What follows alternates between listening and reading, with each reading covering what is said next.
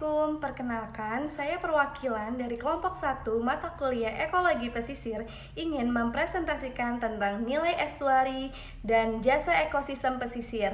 Berikut adalah anggota dari kelompok kami. Yang pertama ada Anggito Abimanyu, selanjutnya ada Auditia Deriano, lalu ada Enggit Glory, ada Gina Nabila, ada Immanuel Debate Raja, ada Intan Claudia, ada Nur Fazrini yaitu saya sendiri, ada Syawa, ada Sheila, ada Putri Cahyani, ada Salsabila Utami, dan yang terakhir ada Tika Damayanti. Adapun outline yang akan kami sampaikan terdiri dari pendahuluan, metodologi, hasil, diskusi, dan juga kesimpulan. Selanjutnya saya akan menjelaskan mengenai abstrak yang ada pada penelitian ini. Terdapat beberapa poin-poin penting yang ada pada abstrak di penelitian ini. Pertama, penurunan Global Estuarine and Coastal Ecosystem atau ECE mempengaruhi sejumlah manfaat jasa ekosistem. Penelitian ini meninjau layanan ekologi utama seperti rawa-rawa, bakau, terumbu karang dekat pantai, padang lamun dan pantai pasir, serta bukit pasir. Penelitian ini juga mengindikasikan perkiraan nilai ekonomi utama yang muncul dari jasa ekosistem tersebut dan membahas bagaimana variabilitas alaminya dalam mempengaruhi manfaatnya. Meskipun perkiraan penilaian yang dapat diandalkan mulai muncul dari layanan jasa ekosistem tersebut dari beberapa ICI, terutama terumbu karang, rawa garam, bakau, banyak manfaat penting dari padang lamun dan bukit pasir yang belum dinilai dengan benar. Penelitian ini mengizinkan konektivitas antara habitat ICI juga mungkin memiliki implikasi penting untuk perlindungan pantai, pengendalian erosi, dan hubungan habitat perikanan. Penelitian ini menyimpulkan dengan menyarankan rencana aksi untuk melindungi nilai ICI dengan penelitian kolaboratif, ekologis, dan ekonomi lebih lanjut tentang menilai layanan ICI dapat meningkatkan kerangka kerja kelembagaan dan hukum untuk manajemen dan mengendalikan dan mengatur kegiatan ekonomi yang merusak dan mengembangkan opsi restorasi ekonomi. Oke, kemudian kita masuk ke bagian pendahuluan. Di sini kita tahu Estuarine and Coastal Ecosystem atau ECE terancam secara global akibat aktivitas manusia yang sangat intens dan meningkat diantaranya sehingga menyebabkan 50% rawa garam, 35% lahan bakau, 30% terumbu karang, dan 29% ekosistem lamun di laut hilang atau terdegradasi di seluruh dunia. Penurunan ECE global ini diketahui mempengaruhi setidaknya ada 3 layanan ekosistem kritis. Yang pertama ini jumlah perikanan yang layak ini sebanyak 33% menurun. Kemudian penyediaan habitat pembibitan seperti terumbu tiram, padang lamun, dan lahan basah sebanyak 69% menurun. Kemudian yang ketiga ini layanan penyaringan dan detoksifikasi yang disediakan oleh pemasok suspensi, vegetasi terendam, dan lahan basah ini juga menurun sebanyak 63%. Kemudian hilangnya keanekaragaman hayati dan fungsi ekosistem serta vegetasi pantai di ekosistem and coastal marine ecosystem ini ECE kemungkinan berkontribusi pada adanya invasi biologis dan penurunan kualitas air serta penurunan perlindungan pantai dari banjir dan badai ya. Oke, kemudian kita masuk ke tujuan penelitian ini. Penelitian ini adalah untuk memberikan tinjauan umum tentang layanan ekologi utama di ECE. Di sini kita bisa perhatikan di gambarnya. Layanan ekologi utamanya meliputi dari upper estuary hingga ke bagian middle estuary hingga ke lower estuary mendekati garis laut gitu ya. Di sini ekosistem yang termasuk diantaranya adalah rawa-rawa, hutan bakau, terumbu karang dekat pantai, padang lamun, serta padang pasir dan bukit pasir. Selanjutnya itu adalah metodologi. Metodologi yang digunakan dalam penelitian ini ialah Assessing ECE, the Service and the Value. Metode ini bertujuan untuk mengidentifikasi layanan utama, estuarin dan ekosistem pesisir, serta penilaian lingkungan berdasarkan sudut pandang ekonomi. Nah, menurut sudut pandang ekonomi, selama alam memberikan kontribusi bagi kesejahteraan manusia, baik sepenuhnya sendiri ataupun melalui penggunaan bersama dengan input manusia lainnya, maka kita dapat menetapkan kontribusi ini sebagai layanan ekosistem. Dengan kata lain, jasa ekosistem adalah kontribusi langsung atau tidak langsung yang diberikan ekosistem terhadap kesejahteraan populasi manusia. Nah, beberapa ahli ekologi dan ilmuwan alam dalam menerapkan metodologi penilaian lingkungan untuk menilai kontribusi kesejahteraan dari layanan, mereka melakukan berbagai metode, yang salah satunya ialah metodologi penilaian non-pasar yang digunakan untuk jasa ekosistem, yang pada dasarnya ialah sebagai teknik dasar yang tersedia bagi para ekonom. Nah, penilaian standar ini yang paling baik diterapkan pada jasa ekosistem. Salah satu metode yang digunakan dalam penelitian ini adalah metode penilaian non-pasar. Metode penilaian non-pasar dapat dilakukan melalui 3 langkah. Langkah yang pertama yaitu menentukan cara yang paling efektif untuk mengkarakterisasi adanya perubahan struktur ekosistem, fungsi ekosistem, dan juga proses yang mempengaruhi adanya perubahan layanan dari ekosistem tersebut. Salah satu contoh dari langkah yang pertama ini adalah hutan bakau. Hutan bakau dapat berubah karena adanya variasi aliran air, energi, dan juga nutrisi yang disebabkan oleh adanya gangguan ekologis. Salah satu contohnya adalah badai pantai dan juga pembuangan limbah organik hasil dari proses ECE. Langkah yang kedua yaitu menelusuri adanya perubahan dalam struktur ekosistem, fungsi dan juga proses yang mempengaruhi jumlah dan juga kualitas dari ekosistem tersebut. Salah satu contohnya adalah pemurnian air laut dengan menggunakan monitoring dari padang lamun. Padang lamun dipengaruhi oleh berbagai komponen seperti spesies, jumlah dari lamun tersebut, ketersediaan cahaya matahari, dan juga adanya aliran hidrodinamik. Langkah yang selanjutnya yaitu langkah ketiga.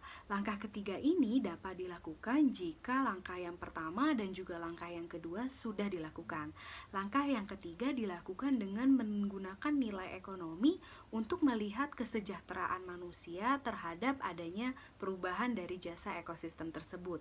Hal ini dapat dilakukan dengan menggunakan dan melihat nilai-nilai atau batasan-batasan ekonomi tertentu.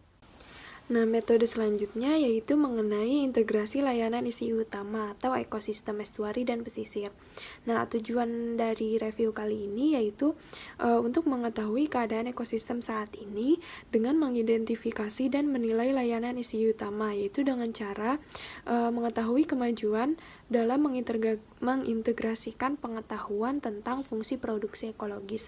Nah, mengapa fungsi produksi ekologis?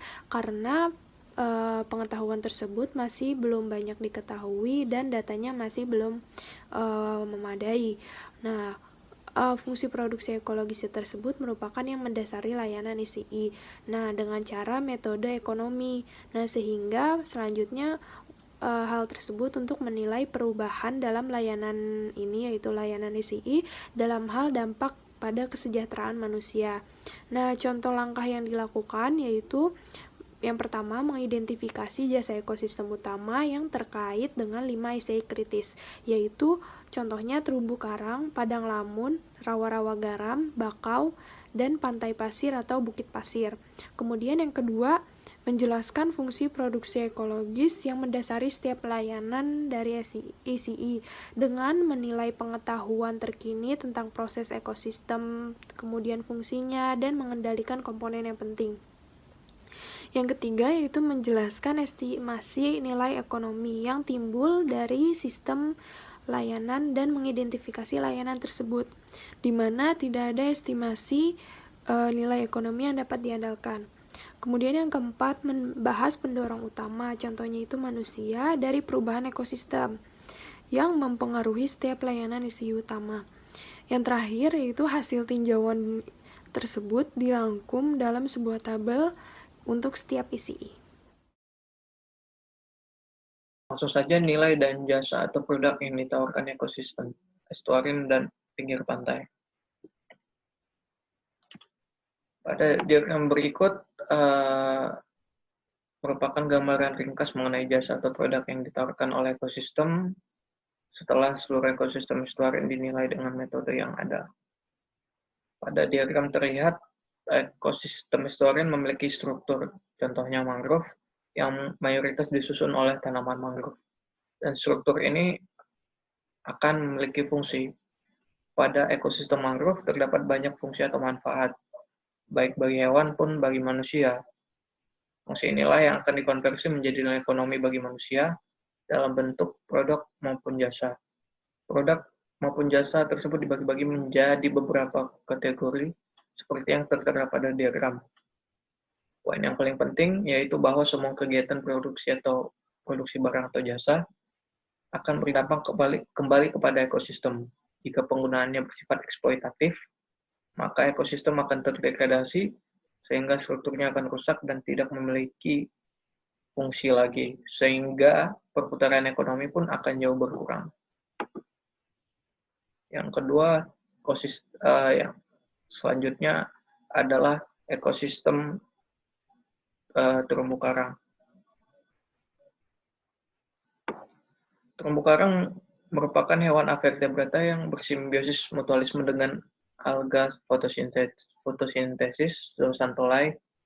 Struktur terumbu karang mengandung CaO3 kalsit yang merupakan bahan baku bagi banyak produk seperti semen, pembuatan jalan, senjata, dan lain-lain.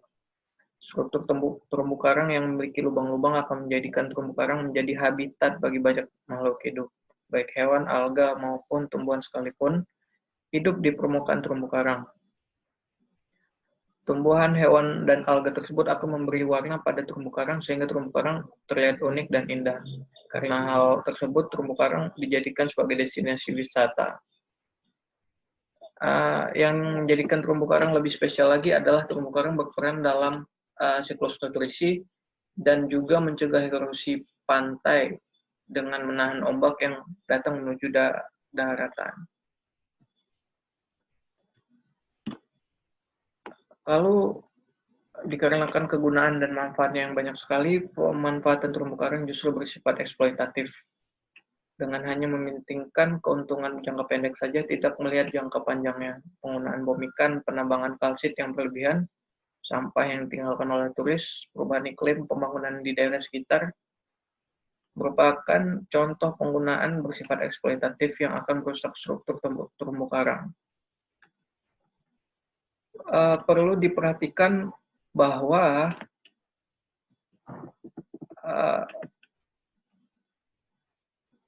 penggunaan yang seperti itu akan merugikan semua pihak. Contoh kasus di Indonesia, di Provinsi Aceh, pada tahun 2004 maraknya penggunaan bom ikan ditambah lagi tragedi tsunami pada tahun tersebut telah merugikan secara ekonomi sekitar 306.800 US dollar per kilometer kuadratnya. Jika dirupiahkan dengan kurs sekarang yaitu 4,5 miliar per kilometer kuadratnya. Belum lagi kita berbicara soal kelangsungan hidup makhluk lain yang tidak akan ada habisnya. Yang paling penting adalah solusi yang ditawarkan. Solusi ini dimulai dari kesadaran para stakeholder, tidak hanya pengusaha, pemerintah sebagai yang punya kuasa harus mementingkan pengawasan yang selama ini kurang maksimal.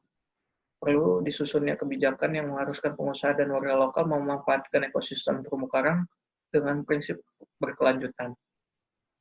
Efek jangka panjang harus diperhatikan dalam pemanfaatan terumbu karang. Lalu, solusi kedua adalah pengusaha atau warga lokal tidak hanya bertumpu pada satu pemanfaatan saja. Perlu dimaksimalkan pada sektor bidang lain yang tidak kalah menguntungkan seperti ekoturism, pendidikan, dan penelitian. Contoh kasus di Malaysia, sektor ekoturism di Pulau Payer saja akan menguntungkan 6 miliar per tahunnya. Hal ini juga akan meningkatkan taraf hidup masyarakat lokal sesuai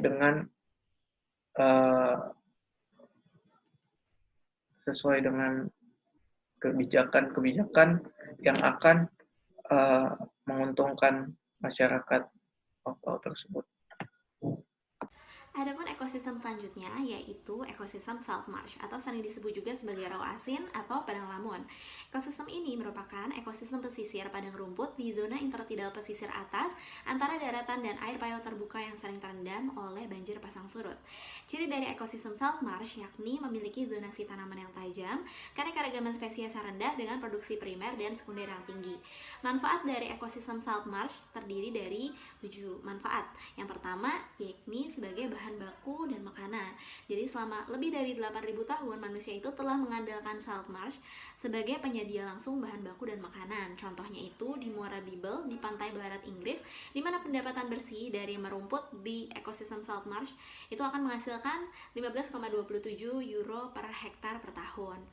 Adapun fungsi yang kedua yakni sebagai perlindungan pantai, dan fungsi yang ketiga juga sebagai pengendali erosi, di mana ekosistem salt marsh dapat memberi perlindungan pantai dari gelombang, badai, serta dari erosi pantai dengan cara menstabilkan sedimen sehingga dapat meningkatkan ketinggian intertidal, menyediakan struktur vertikal melalui rumput, dan juga mengurangi dampak gelombang yang masuk dengan mengurangi kecepatan, tinggi, dan juga durasinya. Lalu fungsi yang keempat yakni sebagai pemurnian air, di mana ekosistem ini juga dijadikan sebagai filter alami yang memurnikan air yang masuk ke muara. Ketika air masuk melalui rawa, air akan melambat karena efek gesekan dari rumput-rumput yang tegak. Dan selanjutnya ada pemeliharaan perikanan, di mana fungsi salt marsh ini dapat memelihara ikan dengan meningkatkan produksi spesies ikan yang penting secara ekonomi dan ekologis, seperti udang, tiram, dan kerang, karena struktur tanamannya yang padat, sehingga habitat ini tidak dapat diakses oleh ikan-ikan yang besar, sehingga dapat memberikan perlindungan terhadap pertumbuhan dan kelangsungan hidup ikan muda, udang, ikan, dan kerang. Lalu selanjutnya juga memiliki fungsi sebagai penyerapan karbon. Jadi salt marsh ini merupakan salah satu ekosistem paling produktif di dunia, di mana bisa menyerap jutaan ton karbon setiap tahun karena memiliki sifat tanah yang anoksik. Dan fungsi yang terakhir atau manfaat yang terakhir yakni sebagai sarana rekreasi, pariwisata, dan juga penelitian. Ekosistem salt marsh juga tidak dapat terhindar dari berbagai ancaman. Yang pertama, yakni ancaman invasi biologis. Yang kedua, eutrofifikasi. Yang ketiga, perubahan iklim dan kenaikan permukaan laut. Yang keempat, peningkatan suhu udara dan juga permukaan laut. Yang kelima, peningkatan CO2. Yang keenam, perubahan rezim hidrologi. Yang ketujuh, reklamasi rawa. Yang kedelapan, gangguan vegetasi. Dan yang kesembilan, polusi. Kesembilan ancaman tersebut dapat menyebabkan sekitar 50% dari ekosistem rawa asin atau salt marsh telah terdegradasi atau hilang secara global. Contohnya di pantai barat Amerika Serikat, di mana kerugiannya mencapai 0,90%. Selanjutnya ada seagrass atau lamun, merupakan tumbuhan berbunga yang hidup di pasang surut air laut. Lamun ini memiliki banyak manfaat yang bisa dapat dilihat, namun diantaranya adalah sebagai sumber makanan. Di berbagai negara, akar lamun digunakan sebagai sumber makanan. Selanjutnya digunakan sebagai purifikasi air, lalu penahan erosi maupun habitat bagi berbagai hewan. Lamun ini juga digunakan sebagai sumber pengetahuan dan penelitian. Namun sayangnya, sekarang ini tutupan lamun di dunia sudah semakin berkurang dikarenakan adanya penggunaan berlebih dari lamun itu sendiri, tertutup oleh sedimen, pemanasan global, maupun alga blooming. Sama halnya dengan mangrove dan koral, lamun juga penting untuk kesuksesan dari daerah pesisir. Namun sayangnya, lamun kurang diperhatikan dibandingkan dengan mangrove dan koral. Selanjutnya ada mangrove atau bakau, merupakan hutan yang terdiri dari spesies-spesies bakau. Dan pada tahun 1970, hutan bakau ini menutupi hampir 75% garis pantai di daerah pesisir. Namun sayangnya, seiring berjalannya waktu, hutan bakau semakin berkurang, bahkan hingga tingkat 1 hingga 2% pengurangannya setiap tahun. Hutan bakau banyak sekali manfaatnya. Manfaat-manfaatnya dapat dilihat. Salah satunya adalah sebagai sumber makanan, sumber ekonomi. Biasanya masyarakat di sekitar pesisir menggunakan hutan bakau sebagai sumber ekonominya karena dapat digunakan kayunya, daunnya, buahnya. Lalu hutan bakau juga melindungi masyarakat sekitar dari tsunami. Lalu untuk penahan erosi, purifikasi air, sebagai habitat dari berbagai banyak hewan, dan juga sebagai sumber penelitian dan edukasi. Namun sayangnya, tutupan bakau di dunia semakin berkurang, diantaranya dengan adanya kegiatan aquaculture yang tidak terfokus dengan konservasi, lalu adanya budidaya udang, maupun penggunaan berlebih dari hutan bakau itu sendiri. Sebagai salah satu manfaat yang terpenting untuk masyarakat pesisir, hutan bakau menjaga masyarakat pesisir dari tsunami. Namun sayangnya posisi hutan bakau sekarang ini sudah digantikan oleh barier buatan yang biasanya terbuat dari semen. Nyatanya di negara Thailand dikeluarkan uang untuk membuat barier semen dibandingkan untuk mereboisasi hutan bakau itu sendiri. Hal ini sangat disayangkan ya, Karena dengan adanya pergantian posisi dengan barrier buatan ini, tutupan hutan bakau akan semakin berkurang. Sand beach and dunes, atau disebut pantai berpasir dan gumuk pasir. Ekosistem ini berada di pinggiran pantai dataran rendah, di mana pasir yang terbentuk diangkut oleh gelombang laut dan angin. Kemudian, berbagai jenis vegetasi akan tumbuh menghasilkan struktur geomorfik yang dinamis. Ekosistem ini terbentuk di semua latitud di bumi dan mencakup sekitar 34 garis pantai non-es di dunia. Merupakan salah satu ekosistem yang unik, karena jika diperhatikan, wilayah ini merupakan wilayah perbatasan antara daratan dan lautan.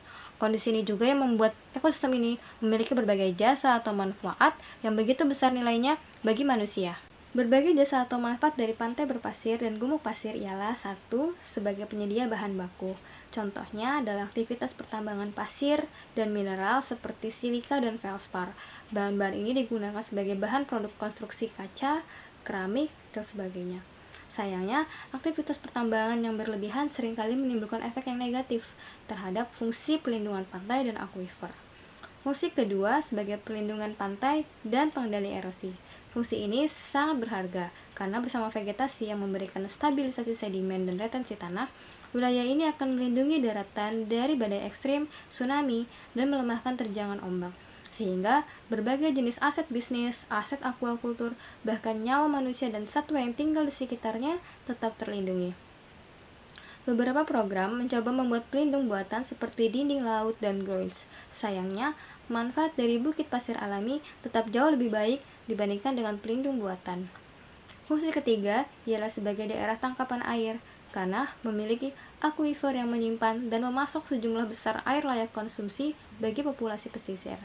Sebagai contoh, Bukit Meindale di Netherlands memiliki akuifer yang menjadi pemasok sumber air utama selama berabad-abad dan memberikan keuntungan yang besar baik sebagai cagar alam, rekreasi, dan sumber air minum. Fungsi keempat adalah ekosistem bagi satwa liar dan vegetasi. Satwa liar seperti kerang, burung akan mendapatkan perlindungan karena ekosistem menyediakan habitat bagi mereka. Dan apabila pertumbuhan dan produktivitas vegetasi meningkat, akan membantu pula dalam proses penyerapan karbon. Sayangnya, informasi mengenai hitungan value yang bisa diandalkan terkait fungsi keempat ini belum ada. Kemungkinan value itu cenderung bervariasi tergantung dari jenis vegetasi, geomorfologi pantai, dan sebagainya. Fungsi selanjutnya adalah sebagai lokasi rekreasi dan pariwisata. Alam menyediakan pemandangan yang indah serta lokasi bagi manusia untuk memancing, berjalan, menyusuri pantai, berjemur, dan sebagainya. Di Amerika Serikat sendiri, 70% populasi berbondong-bondong melakukan aktivitas rekreasi ke pantai saat musim panas, sehingga 85% total dolar pariwisata yang didapat berasal dari kunjungan ke pantai. Namun, mengingat fungsi ini memiliki resiko yang besar atas kerusakan lingkungan, manajemen dan perencanaan yang matang sangat dibutuhkan. Fungsi terakhir adalah sebagai sarana pendidikan dan penelitian.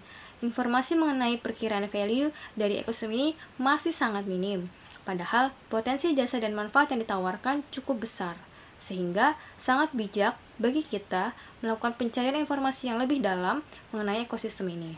Terlebih di tengah besarnya ancaman manusia, perubahan iklim, dan spesies invasif. Penelitian ini tinjauan terhadap nilai-nilai ekonomi dan jasa ekonomi utama untuk 5 ekosistem estuari dan pesisir seperti terumbu karang, padang lamun, rawa-rawa garam, hutan bakau, dan pantai pasir, dan juga bukit pasir, mengungkapkan bahwa adanya kemajuan dalam memperkirakan manfaat untuk sistem dan pelayanan, tetapi masih banyak yang perlu ditingkatkan lagi.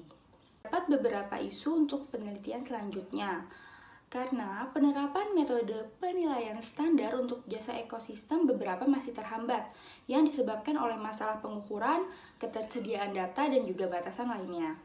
Selain itu, pendekatan penilaian standar yang kurang akurat seperti biaya penggantian layanan atau perawatan kerusakan yang timbul dari hilangnya layanan digunakan sebagai pendekatan penilaian.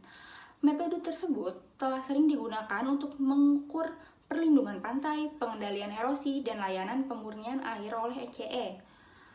Selain itu juga, pendekatan saat ini masih menilai setiap layanan seolah-olah independen.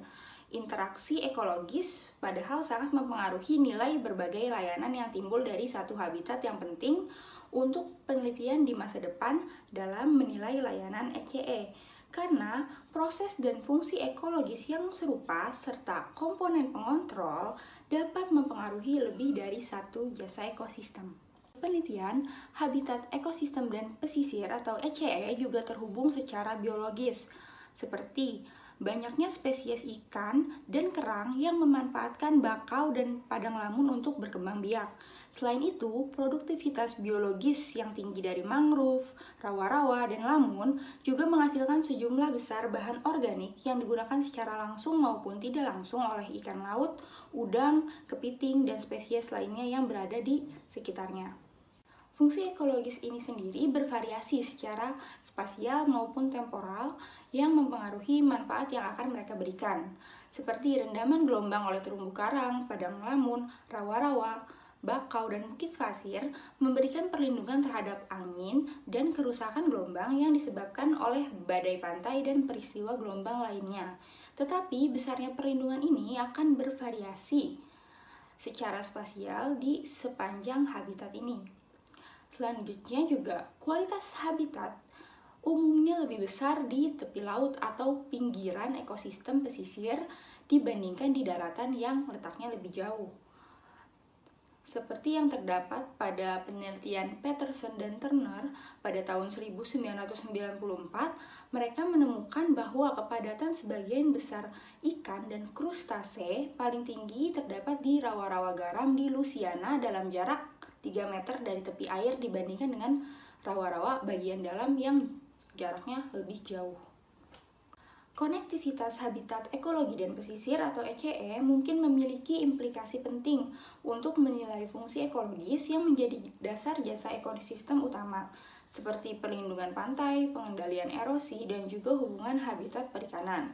Sehingga hal ini merupakan salah satu bidang penting untuk arah penelitian di masa depan tentang layanan ekologi dan pesisir atau ECE, yang membutuhkan kolaborasi erat antara ekonom, ekologi, dan juga ilmu lingkungan lainnya. Jadi kesimpulan dari presentasi ini adalah tingkat dan skala di mana ICI mulai menghilang di seluruh dunia sudah mulai meningkat. Lantas menilai layanan ekologis dari sistem ini sangat penting untuk meningkatkan manajemen mereka. Nilai ekonomi ICI harus dimasukkan ke dalam keputusan kebiasaan yang saat ini pendorong utama manusia dari perubahan ekologis, konversi, degradasi ekosistem, eksploitasi sumber daya yang berlebihan, polusi, dan juga pengalihan air. Banyaknya nilai ICI yang tidak dipasarkan membuat kesediaan agregat ini untuk membayar manfaat mahal yang tidak diungkapkan melalui hasil pasar. Lantas mereka memerlukan metode eksplisit untuk mengukur nilai sosial ini. Peneliti juga telah merinci rencana manajemen ICI dalam 4 prioritas utama, yaitu 1. Kepentingan relatif dari lokasi pembibitan bakau, 2. Konektivitas terumbu individu dalam pembibitan bakau, 3. Area habitat pembibitan yang memiliki kepentingan luar biasa besar untuk terumbu karang tersebut, dan 4. Situs prioritas untuk produksi restorasi mangrove. Rencana tindakan global untuk meningkatkan layanan ICI dibagi menjadi 4 macam, yaitu 1. Untuk studi interdisipliner yang mencangkup para ahli untuk menilai berbagai layanan ICI yang sudah diidentifikasikan dalam ulasan ini, baik untuk terumbu karang, lamun, rawa-rawa garam, bakau, dan pantai pasir. Kedua adalah pengacuan kelima kritis ICI ini untuk pembangunan ekonomi pesisir tidak dapat lagi dilihat sebagai tanpa biaya oleh mereka yang bertanggung jawab, seperti contoh masyarakat yang masih menggunakan dinamit untuk memancing ikan ataupun terumbu karang. Juga ketiga adalah banyaknya negara masih yang berkembang, khususnya memiliki kerangka hukum dan struktur kelembagaan formal ICI dan manajemen sumber daya yang tidak memungkinkan masyarakatnya pun di sekitar untuk memiliki hak atas ICI tersebut. Lantas tanggung jawab hanya jatuh kepada pemerintah, dan itu tidak baik untuk restorasi ICI yang ada di sana. Ada restorasi ekologis dari ICI harus didorong. Namun ekologis dari sistem ini sangat sulit dan mahal dan memerlukan insentif yang tepat. Contoh di negara Thailand, biaya penuh untuk penanaman kembali dan pemulihan hutan bakau di Tambak Kudang diperlukan sekitar $9.318 per hektar. dan itu mencakup seluruh nilai modal dari layanan yang diberikan sebesar $12.390 per hektar dari pemerintah. Hal yang tepat adalah investor dari tambak undang tersebut dan juga pihak-pihak yang berkaitan harusnya memiliki tanggung jawab yang sama untuk membantu pemulihan hutan bakau di tambak undang agar restorasi pun akan berjalan lancar dan cepat. Berikut adalah daftar acuan yang kita gunakan. Dan presentasi dari kelompok 1 mata kuliah Ekologi Pesisir, kurang lebihnya mohon dimaafkan, semoga bermanfaat. Terima kasih.